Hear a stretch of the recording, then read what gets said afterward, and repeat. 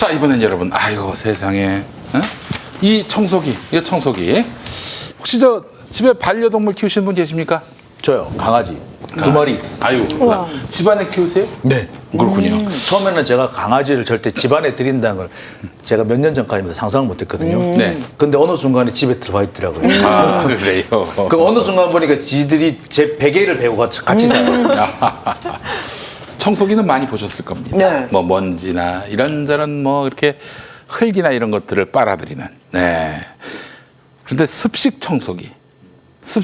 그것도 반려동물을 두신 분들의 정말 습식 청소기.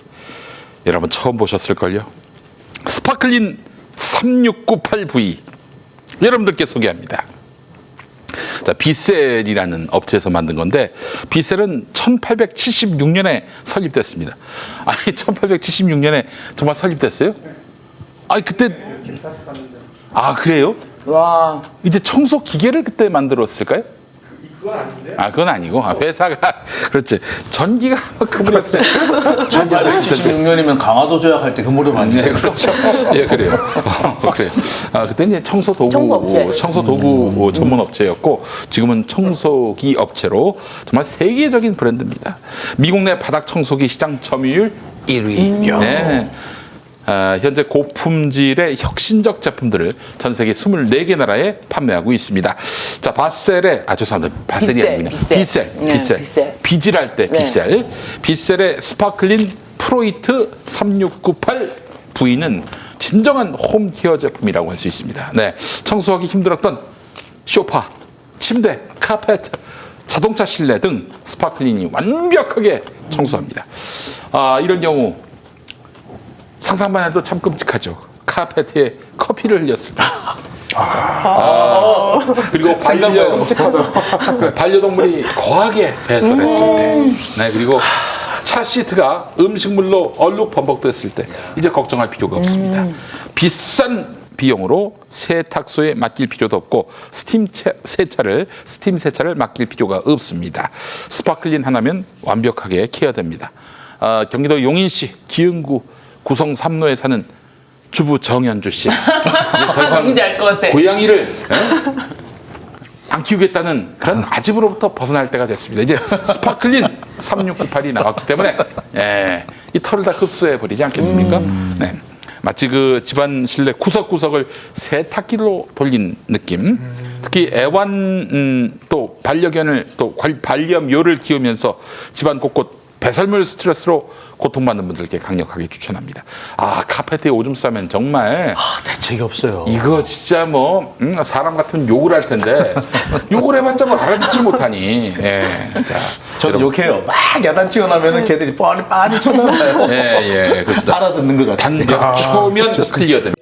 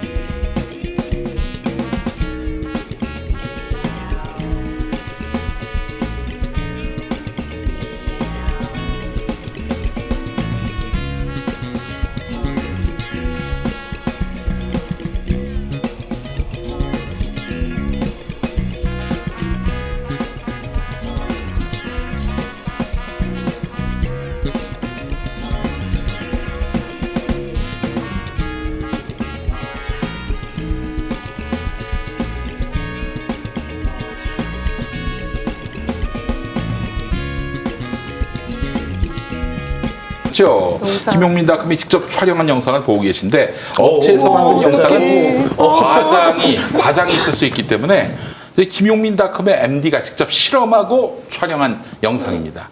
여기서 찍었네 보니까. 네, 우리 스튜디오에서 찍었어요. 자, 그래요. 좋습니다. 세제를 넣고 물과 세제를 넣고 힘차게 저렇게 빨아주면은 와, 조금씩 색깔이. 신기하네. 부분 세탁을 하는구나, 아예. 그렇습니다. 부분 세탁을 하는구나. 저러면서 완벽하게, 깔끔하게. 아이고, 청소가 됩니다, 여러분.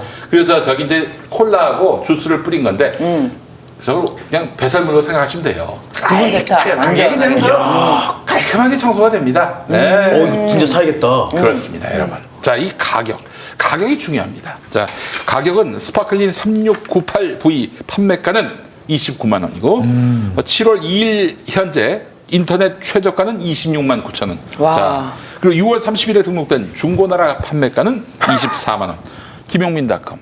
김용민닷컴은 22만 9천. 와, 최저가. 22만 야, 9천. 중고나라보다 싸네. 아, 최저가. 중고보다 쌉니다, 여러분. 네. 뭐 물론 항상 이렇게 이 가격으로 파는 건 아니고 네. 한정 물량입니다. 지금 당장 김용민닷컴에서 구매하시기 바라겠습니다. 그래요? 준비된 물량이 소진되면은 특가 행사는 종료됩니다. 지금 바로 김용민닷컴에서 빗셀 가정용 습식 청소기 스파클린을 압도적 최저가에 만나보시기 바라겠습니다. 감사합니다. 아이고 깔끔합니다. 네. 이제 우리 집 강아지들이 야단 안 쳐도 되겠는데. 그렇습니다. 네, 그래요. 아니 그 강아지 이름이 저기 동훈이란 얘기가 있던데. 아니 그런 이름은 어떻게 강아지 제 사랑하는 강아지한테 그런 이름을 붙입니까? 이거 어때요, 동훈? 네, 이름- 정겹네. 네. 순놈은 볼이고요. 암놈은 토치예요. 알겠습니다. 예, 예.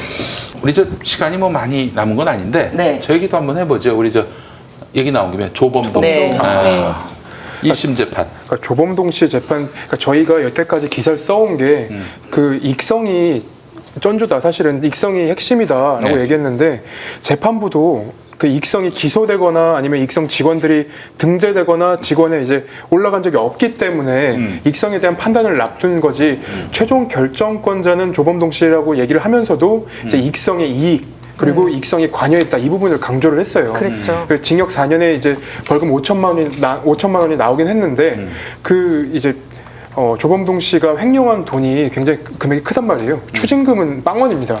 그 대부분 갚았다는 소리고, 그리고 핵심은 정경심 교수와 엮인 혐의는 전부 다 무죄가 나왔습니다. 무죄가 됐죠. 그 추징금이 영원인 건 갚았다기보다는 그 최종적인 이익 본인이 네. 이익을 편취하지 본인 않았다. 최종적인 이익이 기록되지 않은 점이라고 그게 양형의 유리한 사정으로도 나와요. 그랬죠. 그러니까는 이 지금 이 횡령 배임으로 취득한 이익 중 일부가 차입금 변제에 사용되는 부분이 있고 그리고 공범 사실은 여기서 판결문에서 직접 이봉직과 이창권 예. 맞죠? 이봉직과 이창권이 공범이라고 적시가 되어 있어요. 네. 그래서 공범들에게 귀속되는 등 범행 이득 전부가 최종적으로 피고인에 귀속되는 일은 없다.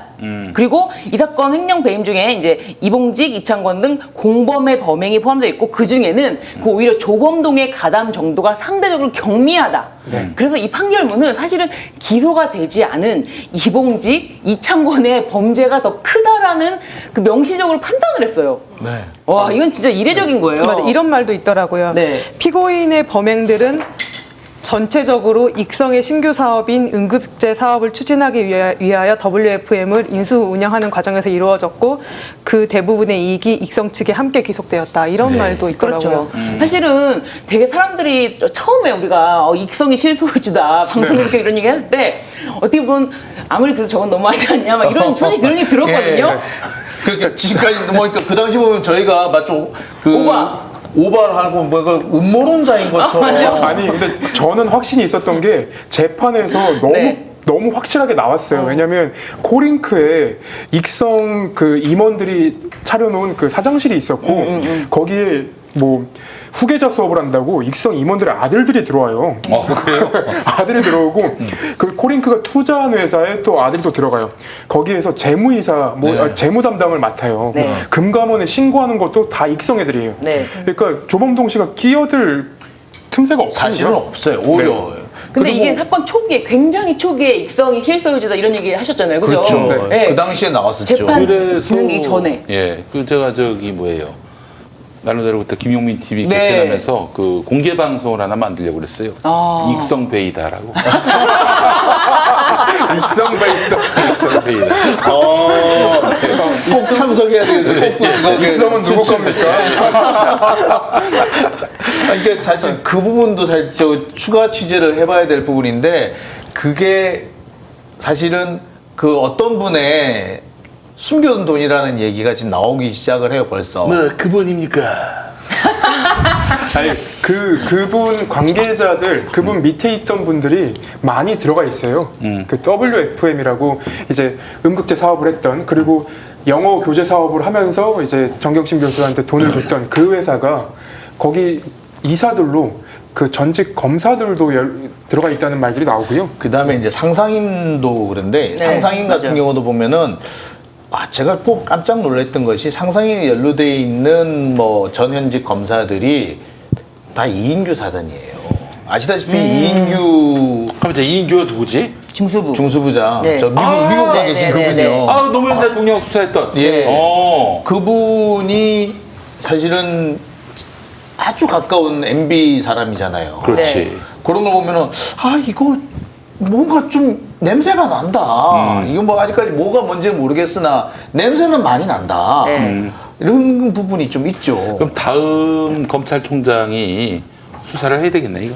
다음 검찰총장까지 갈 필요도 없습니다. 지금 네. 이제 중앙지검장 이성윤 지검장이 옵티머스, 라임 그리고 상상인 이거 파고 있습니다. 아 그래? 네. 하겠다고 했어요. 그게. 알겠습니다. 아이고 그래서 이게 저기 정경심 교수 조국 장관을 한마디로 이제 엿을 먹이려고 했다가 네. 엉뚱한 분이 의문의 일패를 당할 상황이 놓이게 됐네요.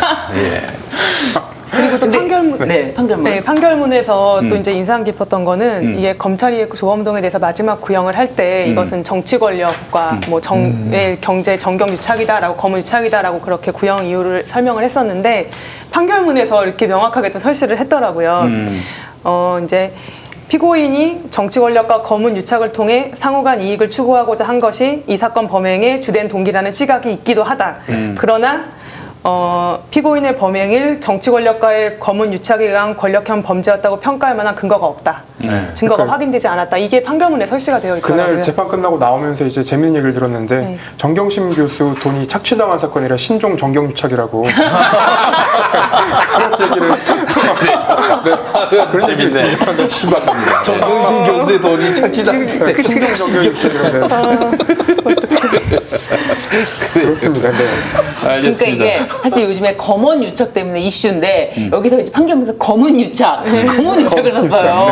네, 그래가지고 어떤 그런 거 일절 없다. 네. 그리고 뭐 예를 들면은 투자랑 대여를 뭐 계속 주장을 했던 그 투자라고 주장을 했던 것들에 대해서 투자라고 하면은 투자 이퀄 범죄라고 그렇게 검찰이 아니 그럼요. 투자 이퀄 범죄, 투자 이퀄 범죄. 아니 너무 나는 검찰이 진짜 솔직히 말씀을 드리면은 윤석열 총장이 지휘하는 예전에 이제 큰 사건들에 대해서 그 이제 지휘부가 아무리 제가 아까 말씀드렸잖아요. 이제 머리가 나빠도 일하는 사람이 열심히 했으면 되는데 이제는 일하는 사람들도 그 지휘부의 그 나쁜 머리에 맞춰서 수사를 하다 보니까 진짜 범죄 사실에 대해서 제대로 하지를 않아요. 그러니까 정경심 교수 재판에서도 그 공소장 전체가 범죄 사실이 거의 비어 있잖아요. 범죄 사실은 없어요. 범죄 사실 먹고 욕만 있어요. 대표적으로 미공개 정보를 이용했는데 어떤 정보를 언제 어디서 받았는지가 안 나와요. 그 미공개 정보라고 한 얘기를 찾아보니까 얼마 전에 그 전에 이미 다 공개가 돼 신문에 보도가 된 내용들인 경우도 있었고 그거를 미공개 정보라고 하는데 이게 어떻게 미공개 정보냐 그러니까 그동안 피고인은 몰랐기 때문에 미공개 정보다라고 하는 그런 황당한 얘기까지 다 나오고 그리고 이런 뭐랄까 돈이 흐름이 있잖아요. 네. 결국은 네. 최종적으로 돈이 간 곳을 네. 때려야 되는데 네. 돈을 투자한 사람을 때렸어요. 그러니까 네. 얼마나 답답하면 판사가 공범이다.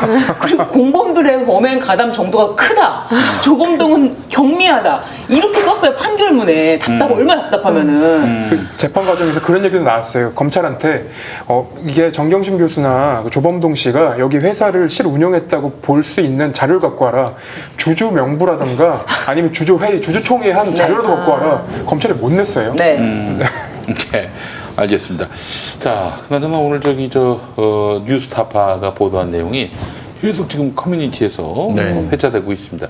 그러니까 오늘 뉴스타파의 보도 내용은 조국 법무부 장관에 대해서 내정이 된 그날 윤석열이 박상기 이제 곧 그만둘 법무부 장관한테 조국은 안 된다. 네. 장관 임명 내정 철회해야 한다 이런 입장을 얘기했다는 거 아니에요? 네, 그렇죠. 그다음에 이제 압수수색하는 그날에도 따로 1시간 동안 통화를 하면서 했는데 사모펀드에 대해서 얘기를 하더라. 그 당시에도 그때도 보면은 주로 얘기를 하는 것이 지금 올해 그 언론에 많이 보도가 된 것은 입시와 관련된 부분, 특히 표창장인데 그 당시 총장이 관심 있는 그 부분은? 관심 있는 부분은 사모펀드였다는 거예요. 네. 네. 그리고 이제 지금 저희들이 이제 계속 사실 확인 의 과정 중이었는데 사실 그 내용 뉴스타파에서 보도한 내용은 저희들도 어느 정도 입수를 해가지고 확인이 진행 중이었거든요. 그래서 어떤 사람이 윤석열 총장한테 그 내용을 보고했다. 그러니까 그 내용까지 어느 정도 제가 확인을 단계에 들어와 있었어요. 그러니까 대검찰청에 이제 범죄 정보를 다루는 부서가 있거든요. 그 부서의 담당자가 윤석열 총장한테 가서 보고를 한 걸로 이렇게 돼 있어요. 근데 물론 그 부서는 이제 그 특수 수사를 하는 거기 때문에 대검 부패부 소관이죠. 네네. 그런 걸 볼 때 이제 한동훈 검사장을 건너뛰기는 어려웠을 것으로 보이는데요. 그렇게 해서 8월 중순에 이미 관련된 내용을 윤석열 총장한테 보고를 했다라는 게 저희들이 어느 정도 포착을 하긴 했었습니다. 근데 저희들이 내사가 없었다 이런 얘기는 뭐 그냥 말 그대로 그렇죠. 예, 그렇지 거짓말. 않고서는 예. 그 주로 뭔 얘기를 하느냐면은 그 사모펀드 중에서도 어떤 부분을 얘기하냐면 이거는 론스타와 비슷하다. 뭐 이런 식으로 자꾸 얘기를 하는데 사실 론스타하고는 전혀 다릅니다. 네, 네, 예. 장모 사건이랑 비슷하죠. 그래요. 거기 다 있어요. 사문서에 좀 익숙하네요. 윤석열이 그러고 익숙한 보니 다 있습니다. 네. 그러니까 본인이 볼 때 나는 너무 잘한다고 했던 거는 가족의 일이 있었구나. 그렇죠. 우리 가족의 일로 보아하건대 이건 이거야라구나. 자, 하여간 그래서 결국에는 이거는 박상기 장관에게 그렇게 얘기한 건 대통령한테 가서 보고해라. 네. 이런 식으로 저 조국 임명하면은 우리가 그냥 가만히 안 있겠다. 날려버리겠다 네. 이런 의미였고 그래서 사실 문재인 대통령이 경로하셔서 네. 임명을 결정하셨어요. 그렇죠. 예. 이거는 이제 결국에는 윤석열이 이제 문재인 대통령 인사권자인 문재인 대통령에 대한 사실상의 쿠데타였다. 그렇죠. 이렇게 봐야 되는 것이고요. 야, 근데 윤석열은 그때 무슨 마인드로 그렇게 조국을 반대했을까? 아니, 난 솔직히 지금 돌이켜 보면은 조국 장관처럼 그렇게 인격적인 사람을 잘 그 늘공이 그 어공을 놀려 먹듯이 놀려 먹어가면서 그렇게 해서 자기 그 기반 권력 기반을 확대할 수도 있는 거 아닙니까? 왜 조국을 그렇게 날리려고 길을 썼다가 지금 이 모양이 꼴이 됐냐 이거예요. 일단 검사들은 사실은 검사들은 공수처에 대해서 예. 무조건적인 반대입니다. 무조건적인 반대, 절대 반대. 네. 그 공수처를 절대 악으로 알고 있어요. 네. 그런데 조국은 어떤 수단과 방법을 동원해서라도 공수처에 대해서 밀고 나가고 그거를 이제 끌고 나갈 사람이다라는 거를 알았던 거죠.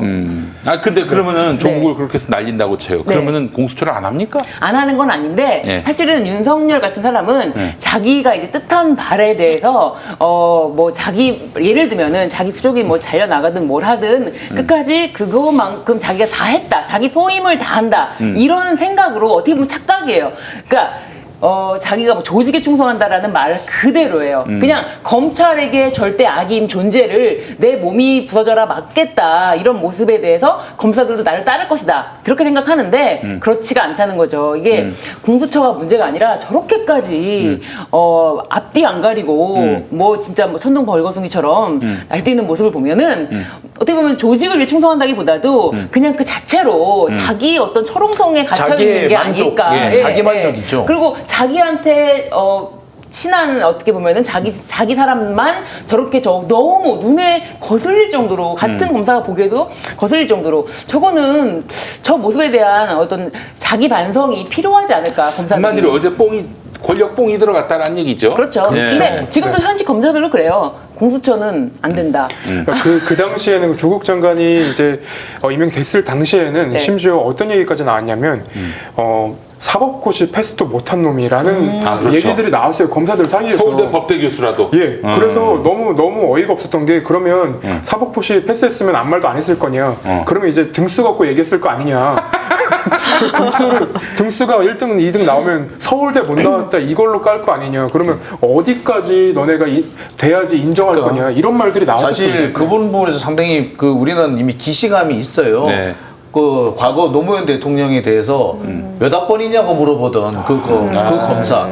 아니 대통령이 몇 학번이면은 그걸 그 공개석상에서 몇 학번이냐고 물어봐요? 어디 감히? 그런데 그렇게 물어봤다는 거는 고졸 대통령을 이렇게 매기려고 하는 매기려고 한 거죠. 근데 그분이 말로 사실 고졸이지만 사법시험 그때 사법시험 그 합격자 수가 판사. 예, 아니, 난 50명. 판사를 했어요. 판사. 판사를. 50명이었거든 그때만 해도 그렇죠. 그런 때 합격한 분인데 그런데도 대학을 안 나왔다고 무시하는 사람들이에요. 그러니까 뭔가 끈덕지가 있으면 무시를 하려고 하는 거죠. 달리 말하자면은 이게 정말로 제가 몇몇 사람들한테서 목격한 장면인데 우리나라의 소위 말하는 파워 엘리트라는 사람들이 경우에 따라서는 자신에게 상당히 중대한 어떤 위해를 또 자신한테 어떻게 보면 강력한 그 걸림돌이 된다거나 어쩌면은 그 장애 요소가 되는 사람에 대해서 아무렇지도 않게 모함을 하는 경우를 제가 종종 봤거든요. 근데 이번 경우도 그 비슷한 사례가 아닌가. 아, 이 정말 엘리트라고 하는 사람들이 말이죠. 이런 경우가 있습니다. 어떤 분이 박원순 서울시장을 막 욕을 해요. 단국대 나온 주제. 아니 입학은 서울대로 했어요. 사실 우리나라에서 어려운 게 졸업이 아니라 입학인데 서울대 일단 입학했으면 서울대 입학으로 쳐줘야지. 단국대 졸업했다고 서울대 입학한 거를 뭐 완전히 사기라는 식으로 그 이해를 했는지 하여간 참 어처구니 없더라고요. 근데 일단 검찰에서는 뭐 솔직히 사법시험 패스 안 패스 떠나서 만약에 무슨 로스쿨이라도 그러니까 검사 출신이라면 공수처라는 칼을 검찰한테 휘두르지 않을 텐데 검찰 출신 아닌 게 이렇게 생각하는 거죠. 그러니까 사법시험의 문제가 아니라 검찰 출신 아닌 게 그러니까 뭐 하나라도 꼬투리를 잡을 수 있으면 다 잡을 거예요. 검찰이라는 자기 동질감이 있거든요. 자기 동질감. 자기들은 자기들한테 칼을 안 대잖아요. 예. 근데 자기들한테 누군가 사실 추미애 장관도 마찬가지예요. 이제 검찰 출신이 아니잖아요. 그렇기 때문에 지금 이런 사단이 나고 있는 거고 네. 검찰 출신이 아닌 법무부 장관을 모실 생각이 없는 거예요. 그렇지. 이 없는 말이 거. 맞는 거. 네. 검찰 그러니까 출신이 아니었다. 아니기 때문에 그게 문제였던 것 같아요. 그리고 누구를 무시하고 안 무시하고 이런 문제가 아니라 검찰 출신이 아닌 법무부 장관 받아들일 수 없다는 그 의사. 그래서 누구가 돼도 검찰 출신으로 데리고 와라. 자기 상관없다. 이런 취지죠, 사실은. 그래서 사실은 검찰 개혁을 담당할 법무부 장관이 독이 든 독배예요. 그렇죠. 독이 든 독배? 알고. 독이 든 독배를 드신 거예요. 저 조국 전 장관께서. 그렇죠. 예. 자, 하여튼 이제 사필 규정의 방향으로 가고 있는데, 내일 중요한 분수령이 될 것 같습니다. 네. 우리 윤석열이 어떻게 되느냐. 나는 저도 이 네 분과 공통되게 윤석열이 이대로 순순히 무릎 꿇지 않는다. 무릎 꿇는 순간 죽거든. 네. 여기서 세게 들이받고 그래서 쫓겨나는 그런 그림을 그려줘야 정치적 자산이 남지. 예를 들어서 무릎을 꿇었단 말이야. 그래서 서울중앙지검이 다 수사했어. 완전히 다 뽀록이 나. 개망신을 당해. 쫓겨나. 정치적 자산이 뭐가 있어. 그러니까 지금 윤석열은 들이받는 것밖에는 방법이 없어요. 맞아요. 그러나 이제 그래도 들이받았다라는 얘기보다는 잘렸다는 이야기를 듣고자, 잘렸다는 얘기를 듣고자 그렇게 애를 쓸 발악을. 것이기 때문에 아마 이 싸움은 조금 좀 길어질 수도 있겠다. 그러나 확실하게 윤석열 보내는 방법은 내일 검사장 회의 때 검사장들이 이제 그만하시죠. 언제까지 우리를 개망신시키실 겁니까? 이렇게 나와야 되는데 이 몇 명이나 될지 한번 좀 지켜보겠습니다. 근데 하여간 이제 그만하십시오라고 얘기할 검사장들이 있다. 몇 사람은 제가 좀 짚히는 분들이 있어요. 기대가 되는 분이 있는데 네. 거론을 하면은 그분들이 입장이 곤란해지실 것 같아. 제가 말씀은 안 드리는 게 좋을 것 같고요. 윤석열 총장은 작년에 조국 장관을 치려고 할 때 네. 조국만을 목표로 한 것이 아니라 네. 조국을 무너뜨리고 나면은 그 다음에 연이어서 정권 핵심부 관련자들을 수사하려고 했던 것 같아요. 그렇지 않아도 했잖아요. 예, 했죠. 울산 예. 건도 그렇고. 그러고 나면 바로 이어서 이제 선거가 있었거든요. 예. 그럼 레임덕이 올 것이다라고 생각했던 것 같아요. 그래서 그 상황이 되면은 경우에 따라서 대통령을 탄핵을 해서 쫓아낼 수도 있고 그게 아니라고 하더라도 그 임기 마지막까지 레임덕 상태에 빠뜨릴 수도 있을 것이다. 그렇게 된다면 공수처는 물 건너간다. 물 건너가고 이렇게 생각했던 것 같아요. 결국 또 검찰이 사실상 국가 권력을 쥐는 네. 그런 그림도 그릴 수 있을 것이다. 이렇게 판단했던 것 같습니다. 아, 참 아주 기가 막힙니다. 오늘 기사 하나를 봤는데 너무 황당한 기사입니다. 그러니까 이례적으로 그 문재인 대통령의 지지율이 더 이상 안 올라간다. 이례적 레임덕 50%뭐 이렇게 50%대 레임덕이 어디 있어요. 예. 그런데 그런 기사들이 나오더라고요. 그러니까 지금 검찰 개혁이나 아니면 이제 뭐랄까 적폐라고 얘기를 했던 그것들이 고쳐지지 않고 있기 때문에 정권의 지금 원동력이 계속 살아 있다라는 생각이 들더라고요. 그러니까 윤석열 총장이 웬만하면 이제는 좀 손을 좀 내려놓길 좀 기대를 해봅니다. 네. 자, 그러나 그렇게 되기는 어려울 것이다. 네. 윤석열은 지금 다음을 노리고 있기 때문에 다음이 있는 선택을 취할 것이고 그렇다면은 들이받을 것이다라는 김용민의 예측. 이 예측으로 돌진 앞으로. 마무리하도록 하겠습니다. 예. 아이고 감사합니다. 자, 오늘 여러분과 함께한 시간 꼼찰총장 정말 꼼찰 총장 아닙니까? 네, 꼼찰 총장 마치도록 하겠습니다. 네. 시청해주신 여러분 감사합니다. 감사합니다. 고맙습니다. 고맙습니다. 아유, 진짜. 기